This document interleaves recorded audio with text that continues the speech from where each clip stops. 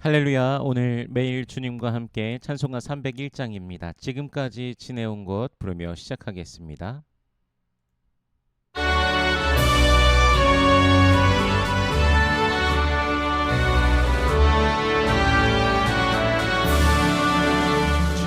지금까지 지내온 것 주의 크신 은혜라 아니 없는 주의 사랑 어찌를 말하냐 찬하게나 주의 손이 항상 살펴주시고 너를 주 안에서 영원하게 하시네 몸도 맘도 연약하나 새임마다 살아내 부르듯이 부르시는 주의 은혜 좋다나 사랑 없는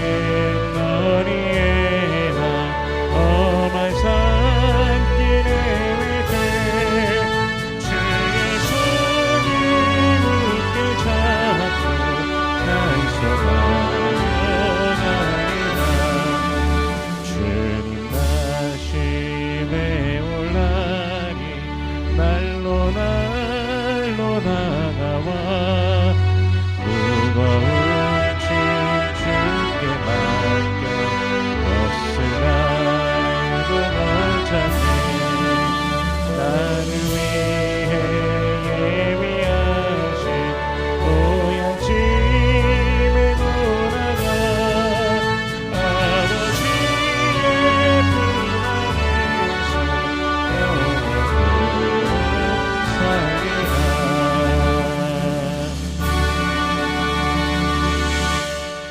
아멘. 오늘 매일 주님과 함께 우리가 함께 나눌 말씀은 예레미야 14장 13절에서 22절까지의 말씀입니다. 봉독은 13장의 13절에서 18절까지의 말씀을 봉독하겠습니다. 이에 내가 말하되 슬프도소이다 주 여호와여 보시옵소서 선지자들이 그들에게 이르기를 너희가 칼을 보지 아니하겠고 기근은 너희에게 이르지 아니할 것이라 내가 이곳에서 너에게 확실한 평강을 주리라 하나이다. 여호와께서 내게 이르시되 선지자들이 내 이름으로 거짓 예언을 하도다. 나는 그들을 보내지 아니하였고 그들에게 명령하거나 이르지 아니하였거늘 그들이 거짓 계시와 점술과 헛된 것과 자기 마음의 거짓으로 너희에게 예언하는도다. 그러므로 내가 보내지 아니하였어도 내 이름으로 예언하여 이르기를 칼과 기근이 이 땅에 이르지 아니하리라 하는 선지자들에 대하여 여호와께서 이와 같이 말씀하셨노라. 그 선지자들은 칼과 기근에 멸망할 것이요 그들의 예언을 받은 백성은 기근과 칼로 말미암아 예루살렘 거리에 던짐을 당할 것인즉 그들은 장사할 자가 없을 것이요 그들의 아내와 아들과 딸이 그렇게 되리니 이는 내가 그들의 악을 그 위에 부음이니라. 너는 이 말로 그들에게 이르라. 내 눈이 밤낮으로 그치지 아니하고 눈물을 흘리리니 이는 처녀딸 내 백성이 큰 파멸 중한 상처로 말미암아 망함이라. 내가 들에 나간즉 칼에 죽은 자요 내가 성읍에 들어간즉 기근으로 병든 자며 선지자나 제사장이나 알지 못하는 땅으로 두루 다니도다.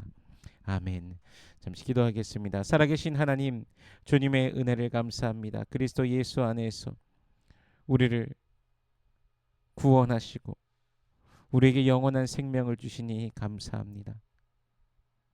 하나님의 자녀로서 하나님의 형상을 회복하며 하나님 나라를 바라보며 이 땅 가운데서 또한 살아가게 하시니 감사합니다. 주께서 베풀어 주신 그 모든 은혜에 감사하며 우리 주님을 찬송하오니 주여 홀로 영광 받아 주시옵소서. 우리들의 평생에 주님을 송축하며 주의 이름으로 인하여 기뻐하는 모든 주의 백성들 되게 하여 주시옵소서. 때로는 그 은혜를 망각한 채로 살아가는 우리들의 모습이 있음을 고백합니다. 죄의 미혹 속에 빠져서 세상의 유혹 속에 빠져 허덕이는 우리들의 모습이 있음을 고백합니다. 주님 용서하여 주시옵소서. 주 예수의 긍휼과 자비로 우리를 붙들어 주시옵시고 또한 우리를 새롭게 하여 주시옵소서. 날마다 우리를 소성시켜 주시는 주님의 놀라우심을 맛보며 믿음으로 전진케 하여 주시옵소서. 이 시간 말씀을 대합니다.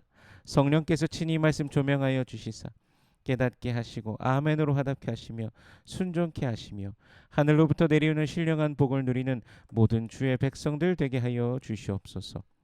감사드리며 예수님 이름으로 기도드립니다. 아멘.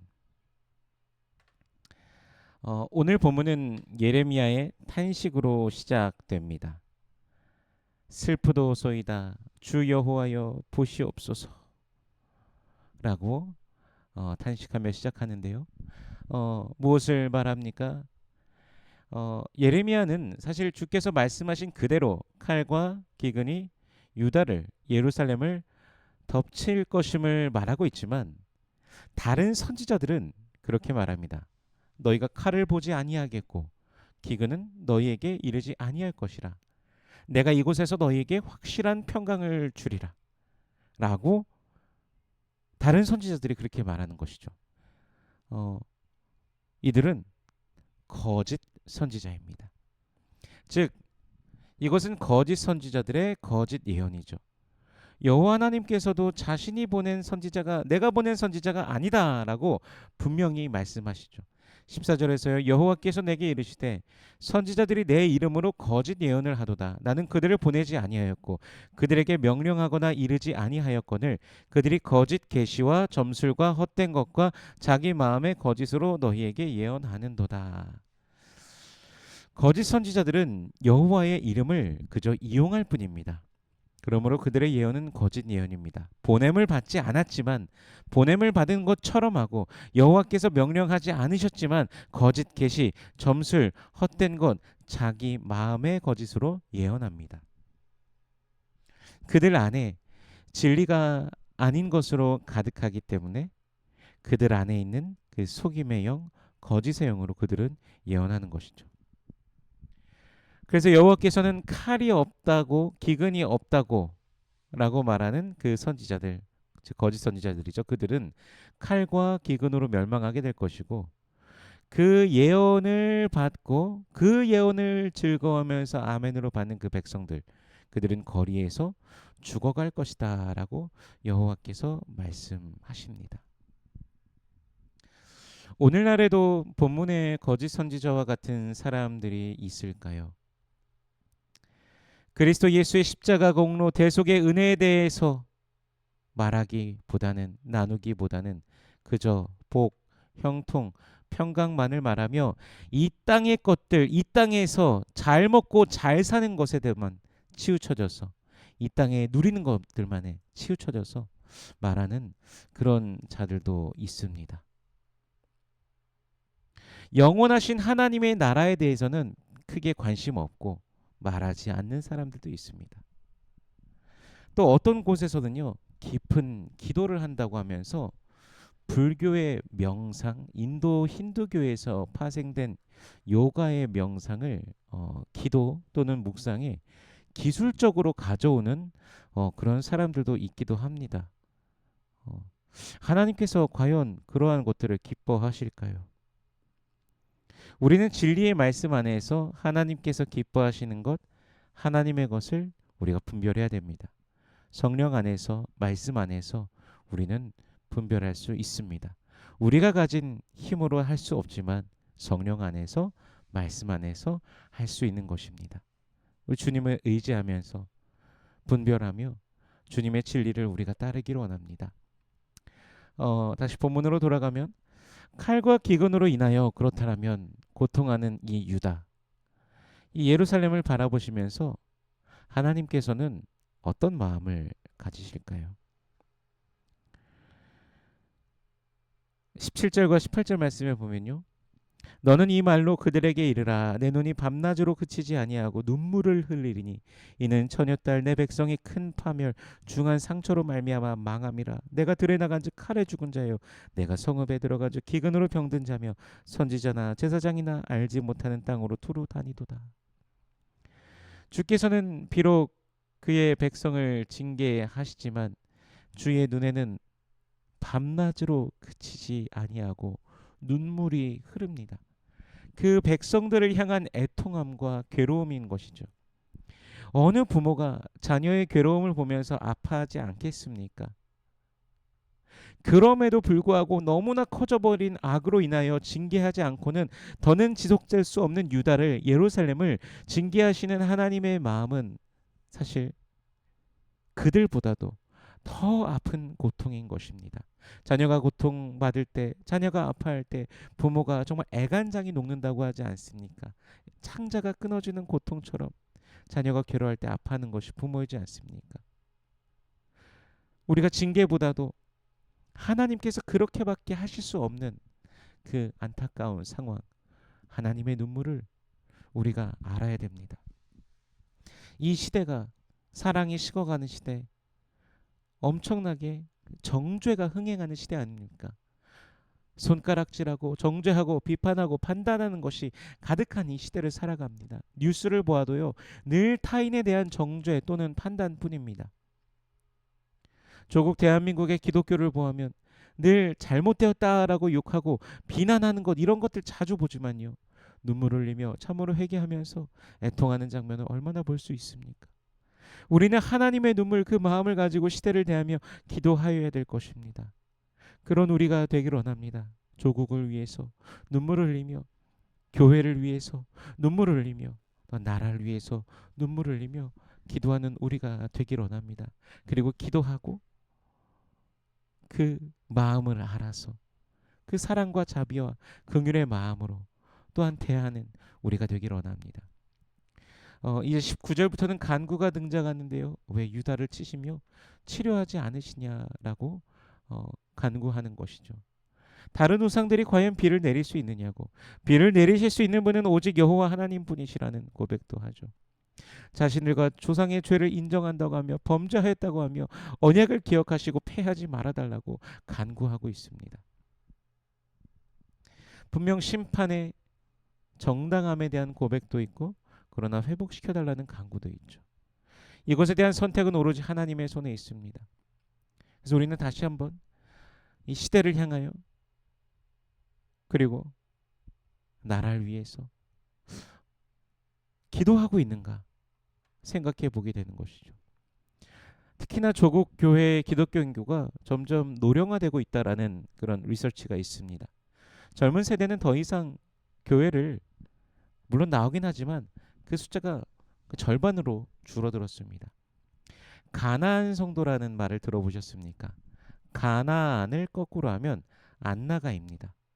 기독교라고 말은 하는데 안나가는, 교회 안 나가는 성도들인 것이죠. 교회 안에서 뭐 여러 가지 문제들, 또 부정부패들, 이런 것들을 보면서 상처받고 아파하고, 이런 것들을 통해서 뭐 안 나간다든지 여러 가지 뭐 이유들이 있을 것입니다. 그러므로 더 기도해야 될 때입니다.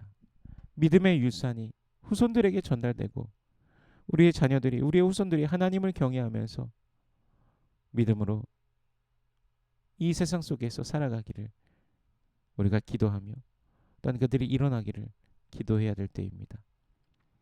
주님의 자비와 긍휼을 구하며 함께 우리가 기도하기를 원합니다. 오늘도 기도하는 우리 성도님들, 주님의 뜻을 구하는 우리 성도님들, 주님과 함께하는 모든 권속들 되시길 주 예수 그리스도의 이름으로 축원합니다. 기도하겠습니다. 은혜로우신 주님, 감사합니다. 주 예수 그리스도의 사랑을, 그 은혜를 알게 하시고 예수 안에서 살아가게 하시니 감사합니다. 십자가 사랑이 오늘도 우리에게 있습니다.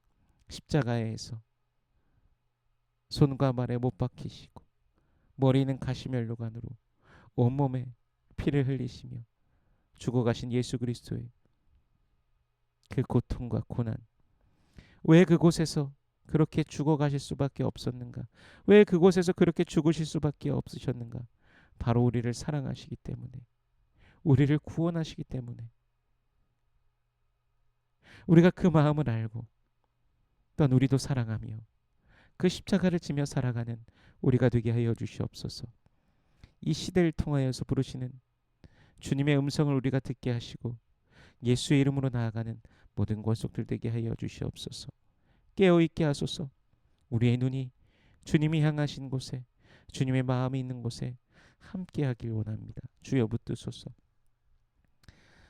주의 백성들의 모든 삶 가운데 함께 하시며 은혜 위에 은혜를 더하시며 주님과 함께하는 그 복을 더욱더 누리게 하여 주시옵소서. 기도의 제목들이 있습니다. 주님 응답하여 주시옵소서. 살아계신 하나님의 그 놀라우심과 위대하심으로 주여 임하여 주시옵소서. 먼저 하나님의 나라와 의를 구할 때 이 모든 것을 더하시는 아버지의 놀라우심을 경험케 하여 주시옵소서. 육신에 연약한 자들이 있습니다. 주여 치료하여 주시옵소서. 주님의 권세와 권능으로 온전히 임하여 주시며 주께서 붙들어 주시옵소서.